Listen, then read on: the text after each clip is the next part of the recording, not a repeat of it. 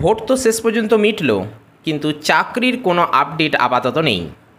আসুন আজকের এপিসোডে আমরা সত্য কিছু বিষয় ডিটেলস কিংবা সংক্ষিপ্তভাবে জেনে নিই।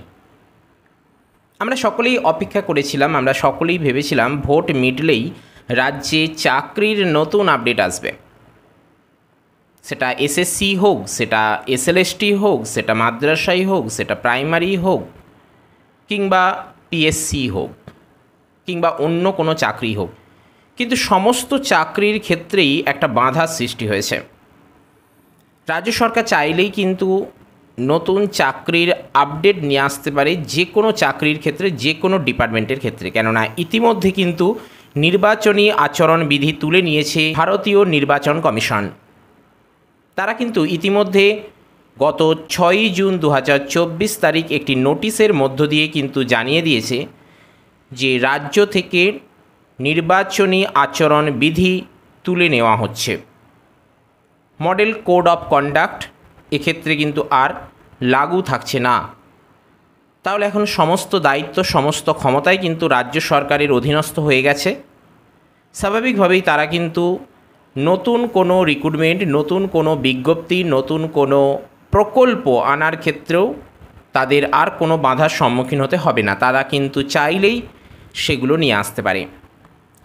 সেরকমই চিন্তাভাবনা নিয়ে আমরা ভোটের আগে থেকেই ভেবেছিলাম যে ভোট মিটলেই এসএসসি, প্রাইমারি, স্কুল ইন্সপেক্টর, মাদ্রাসা, পিএসসি অ্যাসিস্ট্যান্ট টিচার ইত্যাদি যে সকল চাকরির আপডেট রয়েছে, যে সকল চাকরিগুলি পেন্ডিং হয়ে রয়েছে, যে সকল চাকরির জন্য ভ্যাকেন্সি পোস্ট রয়েছে, যে সকল চাকরির জন্য সেই সকল পদগুলো বন্ধ হতে বসেছে, সেগুলো চালু হতে পারে। কলকাতা হাইকোর্ট থেকে কিন্তু তেমনই নির্দেশ ছিল। ভোট মিটে গেলেই, অর্থাৎ ভোটের যে গণনা 4 জুন, তার 15 দিনের মধ্যেই কিন্তু রাজ্য সরকারকে নতুন করে বিজ্ঞপ্তি দিয়ে নিয়োগ প্রক্রিয়া চালু করতে হবে। আপনারা সকলেই কিন্তু বুঝতে পারছেন কোন ডিপার্টমেন্টে নিয়োগের কথা বলছি।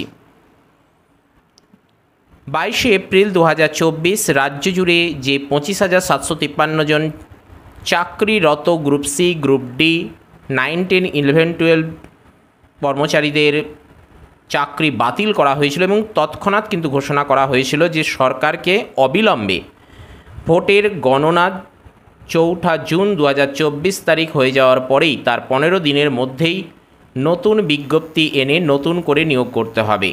তাহলে সেদিক থেকে দেখতে গেলে আর মাত্র 9 দিন টাইম রয়েছে নতুন এসএলএসটির বিজ্ঞপ্তি আসার।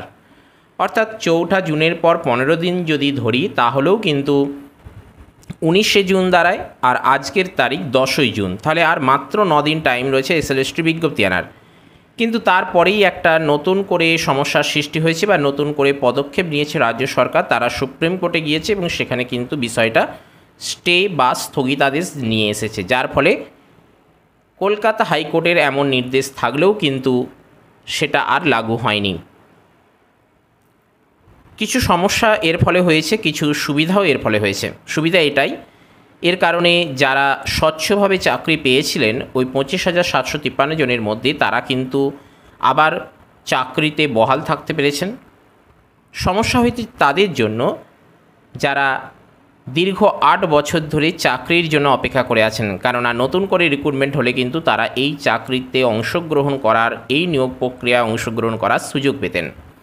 তাদের ক্ষেত্রে কিন্তু একটা মহা বিপর্যয় সৃষ্টি হয়েছে। এতদিন যাবৎ নতুন বিজ্ঞপ্তি কবে আসবে, নতুন চাকরি কবে হবে, পরীক্ষা কবে হবে, সরকার এ নিয়ে কী ভাবছে, কোনো পদক্ষেপ নিচ্ছে কি না, এই সব নিয়ে সকলে ভাবিত ছিল। কিন্তু তার মধ্যেই কেঁচো খুঁড়তে কেউটে বেরিয়ে এসেছে। নতুন করে বিজ্ঞপ্তি তো দূরের কথা, যে সকল নিয়োগ করা হয়েছিল 2016 সালে, সেগুলোর মধ্যেও কিন্তু অনেক অনিয়ম ধরা পড়েছে, যার ফলে তাদেরকে নিয়েই কিন্তু এখন পরিস্থিতির সৃষ্টি হয়েছে এবং তাদের কি ভবিষ্যৎ হবে, তাদের আদৌ কোন বিচার তারা পাবে, সেটাই কিন্তু এখন প্রধান হয়ে দাঁড়িয়েছে। সমস্যার সৃষ্টি হচ্ছে নতুন যে সকল ক্যান্ডিডেট অধীর আগ্রহ নিয়ে, কারো হয়তো বয়সও চলে যাচ্ছে, কারো হয়তো আর্থিক অনটন এমন একটা জায়গায় পৌঁছেছে, কেননা এতদূর পড়াশোনা করা, গ্র্যাজুয়েটের পর মাস্টার ডিগ্রি এবং সেই সঙ্গে বিএড, এবং বিএডটা যথেষ্ট ব্যয়বহুল একটি কোর্স, সেগুলি করতে গিয়ে কিন্তু অনেক আর্থিক ক্ষয় ঘটেছে, অনেক সমস্যারও সম্মুখীন হতে হয়েছে এবং এখনও হচ্ছে। সমস্যা তাদের জন্য। এই জায়গা থেকে দাঁড়িয়ে সকলেই ভেবেছিলেন ভোট মিটে গেলেই হয়তো সরকার নতুন বিজ্ঞপ্তি আনবে, কিন্তু সেই জায়গা থেকেই হাইকোর্টেরও নির্দেশের কারণে সবাই এই ব্যাপারটা নিয়ে অনেকটাই ভাবিত ছিলেন, অনেকে বিশ্বাসও করেছিলেন। কিন্তু সেই জায়গায় সমস্যার সৃষ্টি হয়েছে যখন মুখ্যমন্ত্রী মমতা বন্দ্যোপাধ্যায় নবান্ন থেকে একটা নতুন আপডেট প্রকাশ করেছেন, যেখানে তিনি বলছেন, এবং সেটা কিন্তু শুধু বলাই নয়, নোটিশের মধ্য দিয়ে কিন্তু তিনি অফিসিয়ালি জানিয়ে দিয়েছেন যে এই মুহূর্তে কোনো নতুন নিয়োগ তো দূরের কথা, কোনো নিয়োগ প্রক্রিয়াই চালু করা যাবে না। অর্থাৎ সমস্যা হচ্ছে সেই একটাই, যেটা ওবিসি ইস্যু, অর্থাৎ ওবিসিকে কেন্দ্র করে হাইকোর্টে যে 2013 থেকে 2024 এই দীর্ঘ 1 দশকেরও বেশি সময় ধরে যে সকল ওবিসি সার্টিফিকেট হয়েছিল তাদেরকে যে বাতিল করা হয়েছে, সেই বাতিলটা কিন্তু মুখ্যমন্ত্রী মেনে নিতে পারেননি এবং তিনি কিন্তু বিভিন্ন নির্বাচনী প্রচারে গিয়ে সভা সমিতিতেও কিন্তু তিনি বলেছেন যে হাইকোর্টের রায় আমরা মানছি না, আমরা সুপ্রিম কোর্টে যাব। এবং সেই মোতাবেক কিন্তু ভোট গণনার পরেই মুখ্যমন্ত্রী নবান্ন থেকে জানিয়ে দিয়েছেন যে এই মুহূর্তে কোনো ডিপার্টমেন্টেই কিন্তু নিয়োগ নয়, এমনকি ডব্লিউবিসিএসের পরীক্ষাকে পর্যন্ত কিন্তু থামিয়ে দেওয়া হয়েছে। স্বাভাবিকভাবেই আমাদের হাতে ছিল মাত্র 2টো চাকরির এই মুহূর্তে শেষ সম্বল বলা চলে। এক, মাদ্রাসা, কেননা মাদ্রাসার পরীক্ষা হয়ে গেছে, তার প্রভিশনাল অ্যান্সার লিস্ট পাবলিশড হয়েছে। এই কারণেই বলছি প্রভিশনাল, কেননা এর বিরুদ্ধে কিন্তু প্রত্যেককেই অভিযোগ করার সুযোগ দেওয়া হয়েছে এবং সেই অভিযোগগুলো গ্রহণ করার পর হয়তো আবারও ফাইনাল অ্যান্সার কি পাবলিশড হবে কিংবা রেজাল্ট যে কোনো একটা হবে। তো ধরে নেওয়া যাচ্ছে ফাইনাল অ্যান্সার কি পাবলিশড হবে এবং এই যে রিক্রুটমেন্ট প্রসেসটা সম্পূর্ণ থামিয়ে দেওয়া হলো, তাহলে সেটার ইফেক্টও মাদ্রাসার ওপর পড়বে কি না সেটা আপনারা বলবেন। আমি একটু পরেই আপনাদের বলবো ব্যাপারটা কি, আপনারা একটু চিন্তা ভাবনা করুন।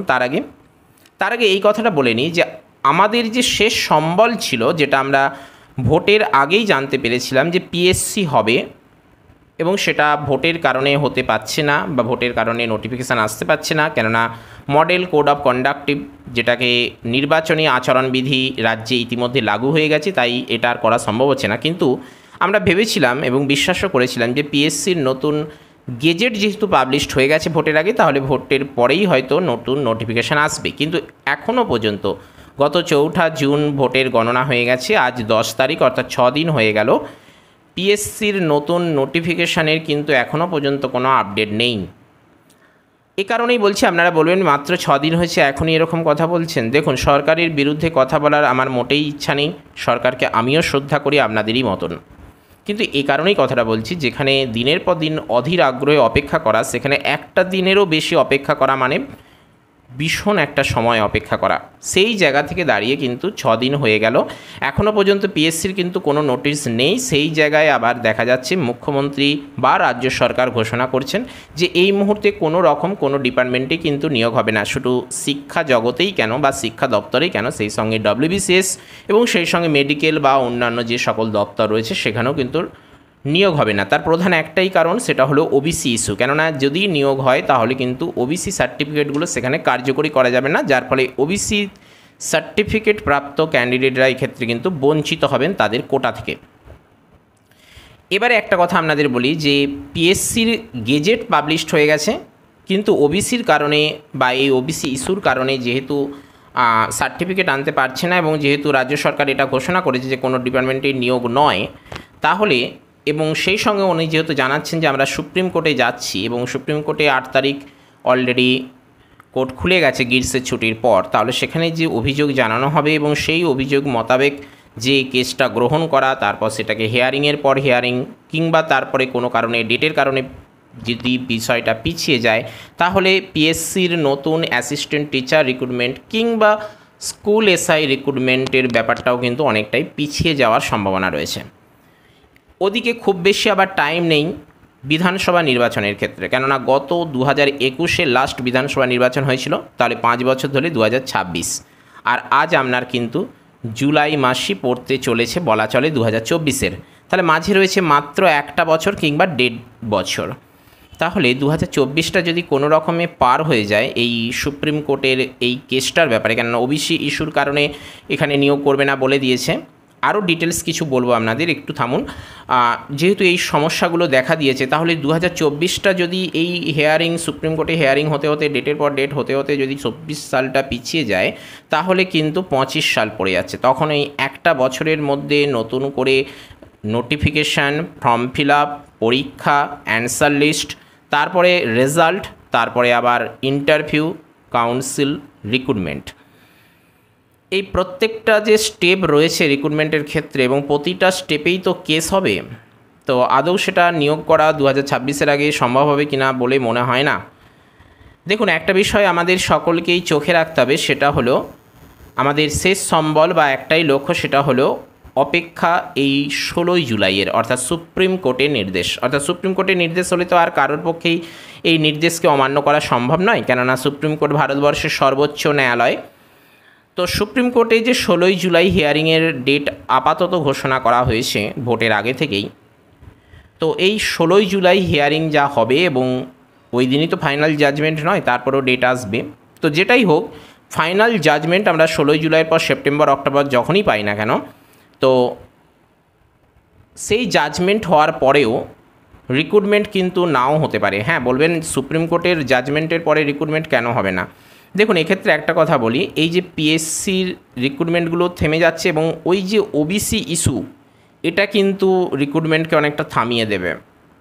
সমস্যাটা এই জায়গায়, এই ওবিসি ইস্যুটা যে সুপ্রিম কোর্টে আপিল করা হচ্ছে, আর এদিকে 16ই জুলাই এসএসসি মামলাটা যে এগোতে থাকবে, সেখানে যে ফাইনাল আউটকাম আসবে, তারপরে কিন্তু রাজ্য সরকার এই ওবিসি ইস্যুটা কিন্তু দেখাতে পারে, এবং সেই ওবিসি ইস্যু দেখিয়ে কিন্তু বলবে যে এই মুহূর্তে আমরা নতুন করে রিক্রুটমেন্ট করতে পারবো না, বা এই মুহূর্তে আমরা ভ্যাকেন্সি পোস্ট বা গেজেট পাবলিশডের পাশাপাশি নতুন নোটিফিকেশান আনতে পারবো না, কেননা সেখানে কিন্তু ওবিসি যেহেতু বাতিল হয়ে গেছে 2013 থেকে 2024, এই যে কয়েক লক্ষ ক্যান্ডিডেট বাতিল হয়ে যাচ্ছে, তারা এখানে সুযোগ পাবে না, তারা কিন্তু এখানে বঞ্চিত হবে। এই ইস্যু দেখিয়ে কিন্তু নতুন রিক্রুটমেন্ট আনতে পারবে না বা আনতে চাইবে না। যেটাই হোক, সেটা আপনারা ভালোভাবে জানেন, আপনারা আমার থেকেও অভিজ্ঞ। এবারে আসি মাদ্রাসার ব্যাপারে। মাদ্রাসা ব্যাপারটাও কিন্তু ওবিসির কারণেই থেমে যাওয়ার সম্ভাবনা কিন্তু খুব খুব বেশি। এ কারণেই বলছি, কেননা মুখ্যমন্ত্রী যেহেতু ঘোষণা করেছেন নবান্ন থেকে যে কোনো ডিপার্টমেন্টে কিন্তু নিয়োগ প্রক্রিয়া থামিয়ে দেওয়া হলো, তাহলে সেক্ষেত্রে মাদ্রাসা তো তার বাইরে নয়। দ্বিতীয় কথা, এবারে একটা কথা বলবো যে ওবিসি ইস্যুর কারণে মাদ্রাসা থামিয়ে দেওয়ার কিন্তু কোনো ইস্যু থাকতে পারে না, কেননা মাদ্রাসায় এই ওবিসিকে কেন্দ্র করেই, মানে অ্যাকচুয়াল বলা চলে এই ওবিসি বা কোটা, এই যে ব্যাপারটা, ওবিসি তো একটা কোটার মধ্যে পড়ছে, SC, ST, OBC A, OBC B, PH candidate, এই যে ব্যাপারগুলো, অর্থাৎ এই যে রিজার্ভ ক্যান্ডিডেট, এবং তাদের মধ্যেই তো থাকছে ওবিসি। তো এই রিজার্ভ ক্যান্ডিডেট নিয়েই কিন্তু মাদ্রাসার বিরুদ্ধে কেস হয়েছিল, যে কারণে ফর্ম ফিল আপের পরেও 2-3 মাস মাদ্রাসার পরীক্ষা পিছিয়ে যায়। মনে পড়ছে কি বলতে চাইছি ব্যাপারটা? তাহলে মাদ্রাসার পরীক্ষা ওবিসি ইস্যুর কারণে, বা মাদ্রাসার রিক্রুটমেন্টের ব্যাপারটা বা রেজাল্টের ব্যাপারটা ওবিসি ইস্যুর কারণে থেমে যাওয়া কি আদৌ সম্ভব? থেমে গেলে কি চলবে, নাকি থেমে যাওয়া যায়, বা থেমে যেয়ে কি কোনো লাভ আছে? কেননা একসময় তো এই কোটার কারণেই, বা কোটায় জন্য আবেদনের ফিস থেকে শুরু করে এই কোটার জন্য আলাদা সিট ক্যাপাসিটি রাখা, এই সকল ব্যাপারগুলোতেও কিন্তু কেস হয়েছিল। মুর্শিদাবাদের এক ক্যান্ডিডেট কেস করেছিলেন, কিন্তু সেই কেসে তিনি হেরে গেছেন, রাজ্য সরকার জেতে, এবং মাদ্রাসা সার্ভিস কমিশন কিন্তু পরীক্ষা নিতে সক্ষম হয়। তাহলে যেখানে মাদ্রাসা সার্ভিস কমিশন পরীক্ষায় কোনো কোটা নেই, অল ওভার জেনারেলের পরীক্ষা, SC, ST, OBC, OBC B, PH candidate, এই সকল কোনো কোটা নেই, সকলেই এখানে জেনারেল, তাহলে সেক্ষেত্রে ওবিসি ইস্যুর কারণে মাদ্রাসার রেজাল্ট কিংবা ফাইনাল অ্যান্সার লিস্ট কিংবা রিক্রুটমেন্টের যাবতীয় কাজ, ইন্টারভিউ বলুন কিংবা কাউন্সিলিং বলুন কিংবা নিয়োগপত্রই বলুন, আটকে থাকার কিন্তু কথা নয়। কিন্তু যেহেতু মুখ্যমন্ত্রী ঘোষণা করেছেন এই মুহূর্তে কোনো রিক্রুটমেন্ট প্রক্রিয়ায় চলতে থাকবে না, এমনকি ডব্লিউবিসিএসের পরীক্ষা পর্যন্ত থামিয়ে দিয়েছেন, তাহলে কি পরিস্থিতি হতে চলেছে, মাদ্রাসাও এর ভেতরে থাকছে কি না, সেটা আপনারা কমেন্ট করে জানাবেন। আমি আপনাদের কমেন্টের অপেক্ষায় থাকব। মেন কথা এটাই যে আমরা সকলেই তাকিয়ে থাকব 16ই জুলাইয়ের দিকে, কিন্তু আমাদের পেছনে একটা জিনিস ধাওয়া করবে, সেটা হলো ওবিসি ইস্যু, যেটা সুপ্রিম কোর্টে অলরেডি দাখিল করা হয়েছে। যদিও সুপ্রিম কোর্টে এই ওবিসি ইস্যুটা দাখিল করার পূর্বেই কিন্তু হাইকোর্টে যারা এই ওবিসির বিরুদ্ধে জয়লাভ করেছিলেন তারা কিন্তু অলরেডি সুপ্রিম কোর্টে তাদের ক্যাভিয়েট দাখিল করে দিয়েছেন, কিন্তু সেটাই তো সব নয়। এখনও সুপ্রিম কোর্টে যে ফাইনাল জাজমেন্ট তার জন্য কিন্তু অপেক্ষা করতে হবে। যেটাই হোক সেটার জন্য আমরা অপেক্ষা করব, আপনাদের সমস্ত ছোটোখাটো খুঁটিনাটি সমস্ত আপডেট দিতে থাকবো। আপনারা শুধু ভিডিওটি লাইক করার পাশাপাশি চ্যানেলটিকে সাবস্ক্রাইব করে অল নোটিফিকেশানটি অন রাখুন। যে কোনো ছোট বড় সমস্ত আপডেট কিন্তু আপনারা আমাদের কাছ থেকে পাবেন। আমরা আছি সর্বদা আপনাদের সঙ্গে, আপনাদের পাশে। ভিডিওটি যদি ভালো লাগে তাহলে অবশ্যই একটি লাইক করতে পারেন, যদি ইনফরমেটিভ মনে হয় তাহলে প্রয়োজনদের সাথে শেয়ার করতে পারেন এবং চ্যানেলে নতুন এসে থাকলে অবশ্যই সাবস্ক্রাইব করে অল নোটিফিকেশানটি অন করতে পারেন। আর সেই সঙ্গে আপনারা কোন রিলেটেড ভিডিও চাইছেন, কোন টপিক্সের ওপর এপিসোড চাইছেন বা কোন তথ্য জানতে চাইছেন সেটাও নির্দ্বিধায় কমেন্ট বক্সে জানাতে পারেন। আপনাদের জন্য কমেন্ট বক্স 24 ঘন্টায় ওপেন থাকছে। তো চলুন আজ আপাতত এ পর্যন্তই। নমঃ টুডে, দেখা হচ্ছে পরের এপিসোডে। জয় হিন্দ, বন্দে মাতরম।